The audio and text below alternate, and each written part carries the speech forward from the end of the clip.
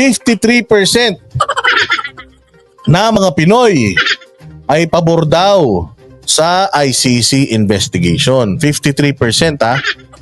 O, pag-usapan muna natin bago natin i-play.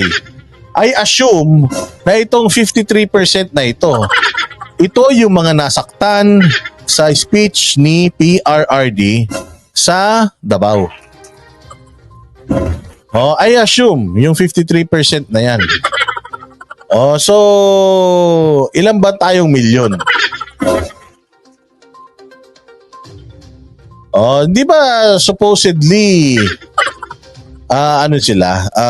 Napakalaki ng boto na nakuha nila noong eleksyon ng kampanya. It's actually more than 50%. Di ba? Oh, so ang tanong, kasi meron ako mga napapanood sa YouTube ngayon na mga umiikot, tapos nagtatanong sila sa mga tao, ay po, pwede po magtanong, gusto ko lang po malaman kung saan po kayo mas masaya, sa administrasyon ni Bongbong ngayon o dating administrasyon ni PRRD? Alam mo, lahat ng sagot PRRD. Oh, pero you have to understand mga bossing na bumaba na tong 53% ha. O kasi considering na super majority sila at ang dami-dami nila, parang ang claim nila is at least 80%. 80% or 70% ay maka Marcos. Eh kasi nga, hindi ba, kung mapapansin niyo yung approval rating ni Marcos nasa plus 70. Yung ni Inday Sara nasa plus 70 din. Halos mag-80 na. So ibig sabihin, ganun karami yung mga tao na may gusto sa ginagawa nila.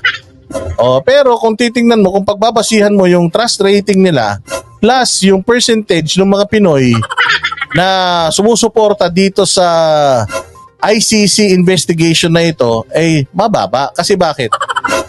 Mababa ito kasi dyan sa 53% na yan mga bossing, nagsama dyan ang dilawan at saka ang pulahan. So yung 53% na yan, mababa yan.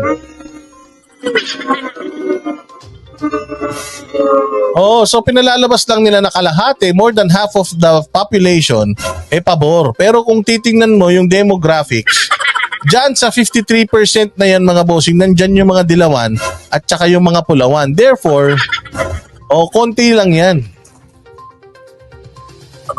Yan yung mga nasaktan actually noong si PRD ay nagsalita ng malupit dyan sa Davao.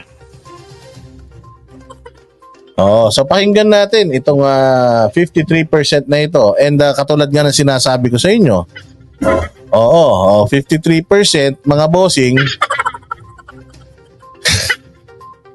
Ito yung mga media na to. Alam naman natin ang media makagobyerno ngayon at saka dilawan tae. Di ba? So ayan yan. Mind conditioning na naman yan. Pasok natin. Pabor naman ng mas nakararaming Pinoy na imbestigahan ng International Criminal Court o ICC ang war on drugs ng nakaraang Administrasyong Duterte. Patunay lang daw yan na marami tayong kababayan na gusto nang malaman ang katotohanan. Nasa frontline ng balitang yan si Elaine Fulgencio. Yan yung mga tao na walang alam in terms of jurisdictions. Kaya nga sabi ko sa inyo mga bossing, importante na itong mga live stream natin ma-share ninyo, ma-like ninyo para doon sa algorithm ni YouTube. Kasi bakit? Kasi kung ang tao manunood lang sa media, iisipin ng mga tanga-tangang mga Pilipino na itong ICC na ito ay maganda ang maidudulot sa bayan natin kasi yan ang ang pitching ng mainstream media tutungkol diyan sa ICC. Ngayon, tayo lang na mga political vloggers ang nagsasabi at nagpapaliwanag ng walang katapusan na ang ICC po ay walang jurisdiction sa Pilipinas. Unang-una sa lahat, meron tayong korte dito kung meron talagang dapat na maghilitis sa kaso sa mga reklamo patungkol dito sa war on drugs na ito ay ang korte sa Pilipinas. So dapat dito nila sa Pilipinas yan ifina-file, hindi sa ibang korte. Pwede ba naman yun na nang shoplift ka sa Q-Mart? Tapos sa California ka ididimanda. Hindi naman pwede yun, di ba? So kailangan kung nang snatch ka sa Qmart, dapat dito ka rin sa Quezon City masasampahan ng kaso, tama? So yan yun mga boss. Kaya importante na ma-share ninyo yung ating mga live stream at inyo pong i-like. Dahil wala, kung ang kalaban natin, media na araw-araw may mga binabayaran ng mga tao para maghatid ng kanilang mga propaganda, ay matatalo tayo sa propaganda mga boss. Matatalo tayo kasi sila may pera sila, tayo ang inaasahan lang natin yung isa't isa. Mas maraming Pilipino na ang sumusuporta sa investigasyon ng International Criminal Tanungin mo yan o bakit ka sumusuporta sa ICC dito? Dapat yun ang tanong. Court sa war on drugs ni dating Pangulong Rodrigo Duterte. Sa ginawang survey ng social welfare stations noong Disyembre, lumabas na 53% ng mga Pinoy ang sang-ayon na imbestigahan ng ICC ang mga patay. Yan, tinan mo. Tinan mo ha. Ang disapproved ay ang approved 53. Ang disapproved 21%. Alam mo ba na yung undecided considered as disapproved na din yan? Kasi hindi sila pumapayag na kumbaga hindi sila nagdidesisyon whether papasok dito sa atin. Hindi rin sila nagdidesisyon whether hindi papasok sa atin. Kung titingnan mo itong disapproved at saka yung undecided, magkasama na yan sa isang bracket. Therefore, 47% versus 53%. Konting-konti lang yung lamang na yan. Mantakin mo, nandiyan dyan sa approve yung mga dilawan. So, ibig sabihin, kung let's say, for example, sa 53% na yan, mga 30%. 30% mga bossing, yung dilawan. O di magkano na lang yan? Di 23% na lang yan. O di 2% lang ang nilamang niya sa disapprove. Kasi yung mga yun, kumbaga parang out of the equation na yung mga yun kasi normal na yun May mga saltik na yung mga yun talaga Yung may kaugnayan sa kampanya kontra droga ng nakaraang administrasyong Duterte. Mas mataas ito kumpara sa 45% noong March 2023. Bumaba naman sa 21% ang tutol kumpara sa dating 24%, habang 26% ang hindi makapagdesisyon. Sa parehong survey, higit kalahati na Hindi ako naniniwala na bumaba pa ngayon After magsalita ni PRD, after na nagsalita si PRD, nanakot na sa pag nagpunta rito yan, hindi ko bubuhayin yung mga yan. Hindi nila ako mahuhuli ng buhay. After nun, na bumaba pa yung may ayaw sa ICC dito, I doubt it. Hindi ako naniniwala dyan. Tsaka baka mamaya niyan, kasi may mga survey na yung mga tanong misleading. Baka naman mamaya ang yes at no tungkol sa ICC, pero yung kumbaga yung header naman or yung questionnaires or information na nandoon naman siya, misleading naman.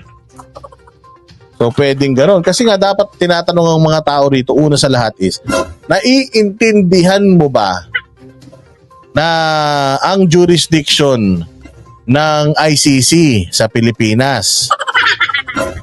So dapat ang tanong nga saan dapat litisin si PRD? Sa mga korte sa Pilipinas o sa korte sa ibang bansa? Subukan yung tanongin yun. Mas madaling maintindihan ng tao yun, yung issue na yun. Kasi kung halimbawa merong lecture before yung question and answer, tapos nakalagay dun sa lecture na dati po tayong member ng ICC. At tayo po ay kumalas lamang dahil nga binabatikos na ng ICC yung justice system sa Pilipinas. So ngayon, papayag ba kayo na ang ICC ay mag-iimbestiga sa kaso ng war on drugs? Pagka ganun, di ba, medyo yung tao masisway mo talaga into saying yes. ng respondents o 57% ang naniniwalang dapat payagan ng gobyerno ang ICC na mag-imbestiga dito sa bansa. Ginawa ang survey mula December 8 hanggang 11 noong 2023 sa 1,200 respondents. Para sa grupo na nagsusulong ng karapatang pantao, patunay lang ang resulta ng survey na matagal na umanong dapat inaresto ang dating Pangulo. Dapat din daw igalang ng ating pamahalaan ang kapangyarihan ng ICC. Ang ICC naman po, hindi yan gawa-gawa lang ng kung sino-sino at ng dayuhan. Pumirma po dyan, ratify po yan ng ating gobyerno. No? At hindi po pwedeng pumipirma-pirma lang tayo nang walang pananagutan. Ayon naman sa isang political analyst, lumabas sa survey na maraming Pilipino ang gusto ng malaman ng totoo. I can understand. Pakita mo yung mga kino-quote nila. Siyempre, lahat ng tatanungin ng Frontline Pilipinas, ng TV5, siyempre, lahat yung mga kontra kay PRRD. Yung kaninang yun, yung ICC, yun yung gusto magpapasok dito sa Pilipinas. Siyempre, gusto niya mag-ICC talaga dito. Ito naman political analyst na ito, sasabihin niya, marami ng mga tao na gustong malaman yung katotohanan. Bakit? ICC lang ba yung pwedeng magsabi ng katotohanan tungkol dyan sa war on drugs? Hindi ba meron naman tayong korte dito? Dapat yun ang pinopromote mo, tanga. So, mind conditioning ito. Sinasabi nitong Tolonges na to na ang mga Pilipino daw ay gusto nang malaman kung ano yung mga totoong nangyari dyan. Sana, ini-educate nyo yung mga Pilipino na mga mangmang na yan. Na, yan po mga may kaso ng mga namatay na yan. Ito pong war on drugs, may mga records naman ng pulis dyan. At saka kung meron reklamo sana itong mga nakikipag-cooperate, coordinate sa ICC, sana dito muna sila sa Pilipinas magdemanda. Para kung hindi yung kanilang kaso sa Pilipinas ay niluto, di saka sila tumakbo sa ICC. Dapat ganun yung premise. Siyempre, sasabihin mo na marami ng tao ang gustong malaman yung war on drugs. Magtanong ka dyan, gusto nyo na ba malaman kung anong resulta ng war on drugs? Walang pakialam tao dyan, tanga. May pakialam ang tao, alam mo kung saan, sa mahal ng bilihin, yung gastusin sa araw-araw, trabaho, yan ang mga, yung taas ng kuryente, ng tubig, yung aumento sa sahod. Diyan merong pakialam ang tao, hindi dyan sa ICC na yan. Kayong mga kunyaring political analyst, mga profesor pa naman kayo. Pero tinuturuan nyo ng mali yung mga tao. I can understand the reason why the people would be in favor in it.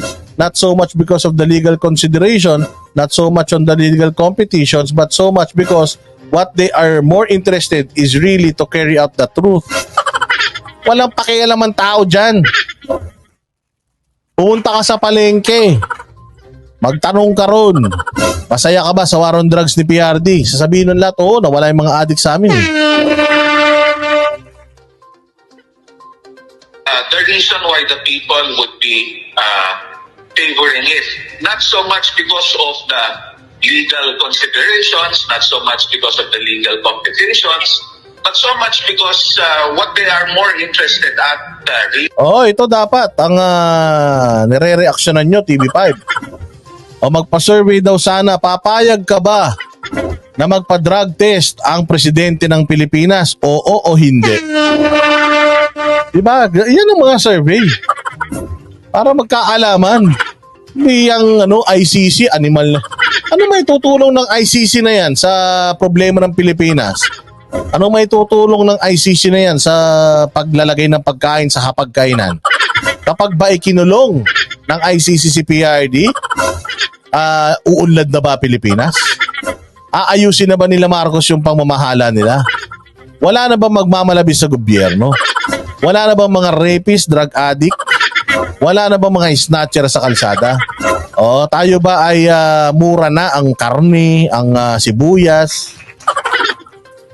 Yung ICC na yan, wala yang silbi sa buhay ng mga tao actually.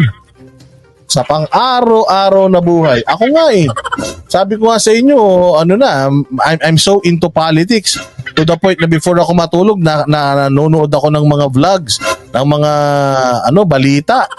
Pero never pumasok sa isip ko na, nako, kailangan na talaga ng ICC na makapasok sa Pilipinas para mabigyan ng katarungan yung mga namatay na mga adik. Hindi pumasok sa isip ko yun ni minsan. Ang iniisip ko is ano kayang ulam bukas? Mahal-mahal ng sibuyas, magchachapsuy ako, mahal-mahal ng Baguio, ng Baguio vegetables.